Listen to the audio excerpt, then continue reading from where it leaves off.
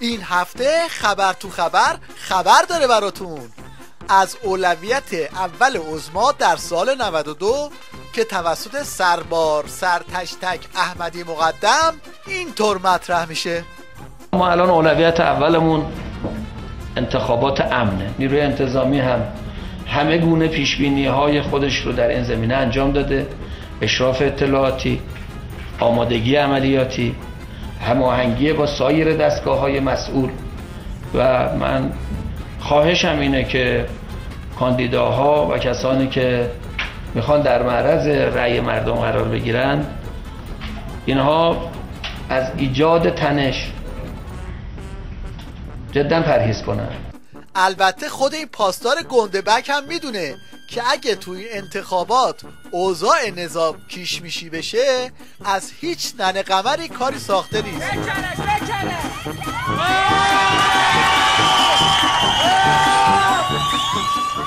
حتی این آخوند مفسدی که جس میگیره که اند همه سرویس های اطلاعاتی دنیاست. وزیر اطلاعات گفته این احتمال وجود داره که از خارج کشور سازمان های اطلاعاتی، گروه ها و جریان های خاص اقدام به ایجاد مشکلاتی در انتخابات ریاست جمهوری کنن که در این صورت با برخورد قاطع مواجه میشن. به خاطر همینه که این روزا اوزی تو بیت هر جا میره لولو خورخوره فتنه رو میبینه و زهرش آب میشه.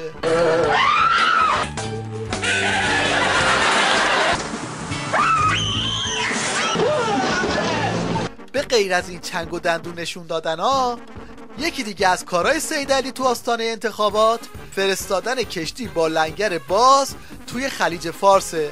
حالا واسه چی؟ باز هم لنگر کشتی معروف کار اینترنت رو لنگ کرد. چند وقتیه که جستجو در اینترنت به خصوص جستجوی تصاویر به سختی انجام میشه. چرا؟ یکی دو تا واقعه در منطقه در مسیر اینترنت بین المللی به وقوع پیوست. فرض کن مثلا کشتی حرکت میکرده، قسمتی از کابل رو با اون بقول معروف چنگکی که زیرشون قرار با خودش کنه، وقتی اونجا مشکل پیدا میکنه خب یه مقدار سرعت در بعضی از قسمت ها کاهش پیدا میکنه. ولی در خلیج فارس دو بار تا حالا در 2-3 ماه گذشته این 2 بار حداقل اتفاق افتاد. پس کندی سرعت اینترنت هیچ ربطی به ترس سید علی از قیام نداره، فقط به خاطر کشتی هاست ها. و حالا یک استدلال بسیار قانع کننده و باورپذیر برای گرم کردن منقل انتخابات. دیم دیم دیریم دیم دیم دیریم. در ایران رئیس جمهور توسط مردم انتخاب میشه و مسیر آینده کشور توسط مردم ترسیم میشه.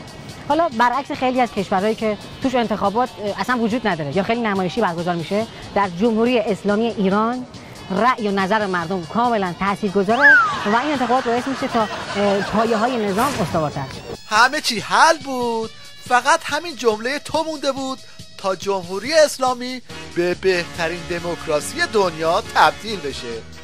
تو این دموکراسی اینم میشه بحث آزاد بر اساس سناریوی نوشته شده در پایگاه بسیج. شبکات ماهواره الان کلا دارن روی این کار میکنن که انتخابات ما بیخودیه، رأی ما بیخودیه. ولی این ثابت کرده که دانشجوی این دوره و از هوشیاره و همیشه تو ثابت قدم تو همه عرصه‌ها شرکت میکنن، مخصوصا بحث انتخابات. شرکت بسیجی‌ها تو این نمایش انتخابات امسال خیلی برای ولی فقیه مهمه، چون میخواد هر جور شده از دست این محمود سیریش و رفقاش خلاص شه که این روزها از هر فرصتی برای انگوش کردن تو چش و چال عظما استفاده میکنه. مردم تشخیص میدن چه کار بکنند، نکنه خدای نکرده بعضی این گوشه اون گوشه پیدا بشن خیال کنن از مردم بیشتر میفهمن، یا مالک مردمن یا صاحب مردمن یا آقا بالا سر مردمن. امروز دشمنای ما دیگه مثل سال 59 وقتی میخوان به ما تهاجم کنن نمیان به مرز شلمچه یا فکه یا دهلاویه حمله کنن، میان سوریه رو میخوان بزنن. اگه میخوان امنیت ما رو خدشه دار کنن میان تو عراق مشکل ایجاد میکنن.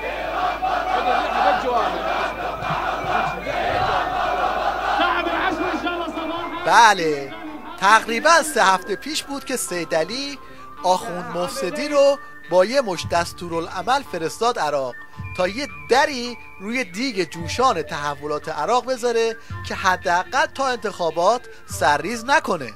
مالکی هم طبق دستور رفت برای گذاشتن در دیگ، اما دیگ ترکید و سر و ریش عظما رو جزغاله کرد.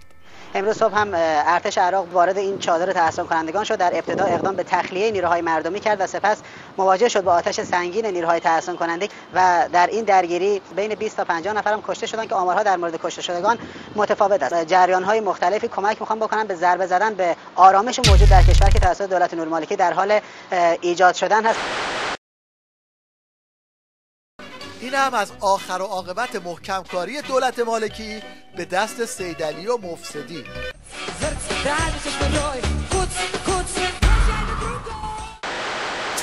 در حالی که لحیم خامنه‌ای داره توی منطقه وامیره، این کارشناس کشکی میخواد با این سوسه ها از قدرت منطقه‌ای دم بزنه. اومد الان اونها دیگه با یک جمهوری اسلامی طرفن که دیگه جمهوری اسلامی 34 سال پیش نیست، یه قدرت منطقه‌ای شده. قدرت منطقه‌ای یعنی چی؟ من میخوام مثال خیلی ساده بزنم. یه موقع ما ناوای نیرو دریایی ما تو 3 مایلی آبهای ما رو آزمایش داشتن، یعنی تو آبهای ساحلی خودمون رو آزمایش میذاشتن. الان بچهای نیرو دریایی بیش از 5 ساله که تو خلیج عدن مستقرند و هیچ کس هم تو دنیا اعتراض نکرده که چرا شما اینجایید. چرا؟ چون به این قدرت رسیدیم، به این حد رسیدیم که این کارو بکنیم، کسی هم به ما اعتراض نکنه. الان بیش از 3 ساله که بچهای نیرو دریایی ما تو مدیترانه از کانال سوئز رد شدن و ما به دنبال این هستیم که دیگه بریم افقهای انتهای مدیترانه تا جبل الطارق و انشالله تو همین آینده نزدیک بچهای نیرو دریایی میخوان برن. این یعنی چی؟ یعنی حد ما داره گسترش پیدا میکنه. البته اگه اسبای آبی عظما با این لگن قراضه ها میرن، میتونن تا اون ور اقیانوس اطلس هم برن، کسی هم بهشون اصلا اعتراض هم نمیکنه. اما اگه صحبت قدرت ناو و این حرفاست، ببینیم کاپیتان اسپاروی نظام چقدر مایه داره. سوالم از امیر سیاری این هست که واقعا در برابر ناوهای دریایی عظیمی که 10 هواپیما و تجهیزات پیشرفته بر روی آن سوار است، آیا نیروی دریایی کشور ما قادر به مقابله با آن همه تجهیزات پیشرفته است یا خیر؟ قرار نیست که ما بیایم در یک مسابقه تسلیحاتی وارد بشیم که هر چیزی دیگران دارند ما بیاییم تجهیزات بسازیم. اول این عزیزمون باید بدونه که اون که شما مثال دارید میزنید با 10 ناو هواپیما بر انواع و اقسام هواپیما، سالی 800 میلیارد دلار هزینه نظامی دارد. خب اما در کشور ما نگاه کنید ما چقدر به قول معروف درآمد خالص ملی مونه و چقدر ما خرج کار نظامی میکنیم. منظورش اینه که بابا ما یه خالی بستیم، تو چرا جدی گرفتی؟ از این خالی بندی ها توی تیوی ریش زیاد میشه، اما خودشون جدی نمیگیرن و سریع درز میگیرن. یعنی فرمانده معظم کل قوا حضرت امام خامنه‌ای عزیز واقعا ایشون دوران 8 سال دفاع مقدس رو طی کردن به عنوان فرمانده، کسی که ارتش رو کاملا درک کرده. من دیروز داشتم یه خاطره می‌خوندم راجع به حضورشون در یک عملیات، عملیات برون مرزی که با یک در واقع چرخبار رفته بودن و اون چرخبار عملیات انجام داده بود و ایشون در کابین خلبان فکر کنم خلبان 2 نشسته بودن. خب آقا من می‌خواستم توان نظامی ایران نسبت سایر کشورها رو توضیح بدید. بابا چرا اینا خاطره این یارو رو تحویل نگرفتن؟ اگه کسی ندونه این خلبان زن بسیجی میتونه این خاطره رو تایید کنه. خاطره اولین پرواز مقام عظما رو از تو بیت سوار کردیم ببریمش یه جای امن. تو راه هواپیماهای میگ همینجوری دور و برمون میچرخیدن. آقا گفت اینا چی هست؟ گفتم آقا اینا میگن. گفت خب یه خود آرومتر برو ببینیم چی میگن. بصیرت رو میبینید؟ مقام عظماست دیگه.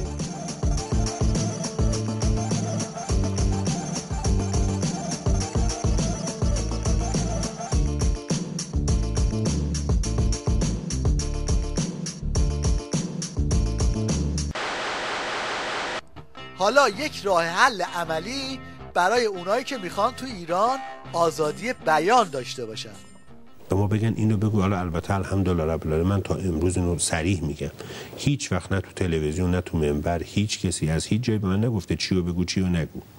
و اگرم بگن دیگه حرف نخواهم زد، چون اگه قرار شدم این لباسو میپوشه که آزاد حرفشو میزنه. یعنی اساس روحانیت بر همین. اینم یک نمونه تاریخی توسط بنیانگذار این سبک از آزادی بیان. اون انقلابایی که در دنیا واقع میشه از اول عمل کرده بودیم که به مجرد اینکه پیروزی حاصل شد تمام درها را ببندیم و تمام رفت آمدها را منقطع کنیم و تمام این گروه ها را خفه کنیم یا کنار بگذاریم و منحل کنیم تمام این گروه هایی که بودن و با شدت عمل کنیم باشون. این گرفتاری ها برای ما پیدا نمیشد که ما هر روز عذاب بگیریم. روند جارو کردن کانال های تیوی ریش از ماهواره های دنیا رمقی برای مجریان پشم شیشه باقی نذاشته. جمهوری اسلامی ایران رو تو ماهواره ها دوباره قطع کنن که اصلا اتفاق خوبی نیست. دوباره امسال حالا شمسی خودمون که شروع شد دوباره از این اتفاقات هم مثل این که تمومی نداره و قراره بازم اتفاق بیفته. یه سری از شبکه‌های جمهوری اسلامی ایران رو همش هم میخوان ادامه بدن، نمیدونم واقعا به کجا میخوان برسن. صدای ما میرسه. آره صدای جمهوری اسلامی ایران میرسه. قول میدم، یه بار دیگه هم تو این برنامه گفتم، قول میدم از طرف دانشمندان جوان ایرانی یه خورده دیگه فرصت بدن، خودمون ماهوارمون رو میفرستیم، خودمون با همین جوانها. عجب پیشنهاد دلگرم کننده ای برای بسیجی‌ها داد. خوب بود پیشنهادش رو اینطوری تکمیل میکرد که دفعه بعد خودشم با این میمونه میرفت فضا که از اونجا 2 نفره برنامه اجرا کنن. حالا اگه میخواید بدونید که دنیا داره چی رو از دست میده که اینا دیگه تو ماهواره نیستن، ما به شما نشون میدیم. دل و دین میبرد از شهر شمیمی، افتاده نخ چادر او دست نسیمی. تسبیح دلم پاره شد آن دم که شنیدم، با دست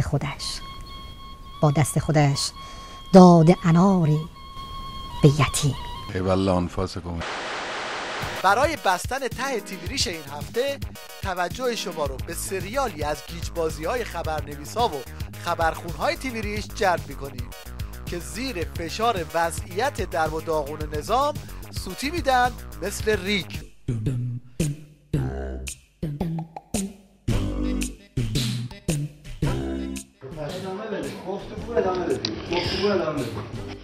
بینندگان عزیز و ارجمند، گفتگو رو ادامه میدم.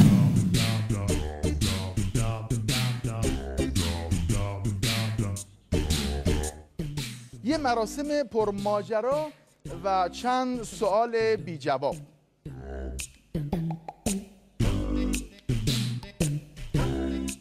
خب اما به خاطر اشکالاتی که در پخش امشب و یه مقدار به هم ریختگی در متن خبرها ایجاد شد از شما عذرخواهی میکنیم. خبر داد بورس آمریکا در خطر ورشکستگی قرار دارد.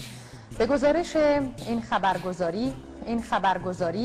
خبرگزاری با کاسته شدن از ارزش سهام در انتها یک کودک با نمک با یک توانایی ویژه رو میبینیم که میتونه به راحتی تو هر خیابونی واسه خودش راه باز کنه. چطوری؟ با آژیر طبیعی.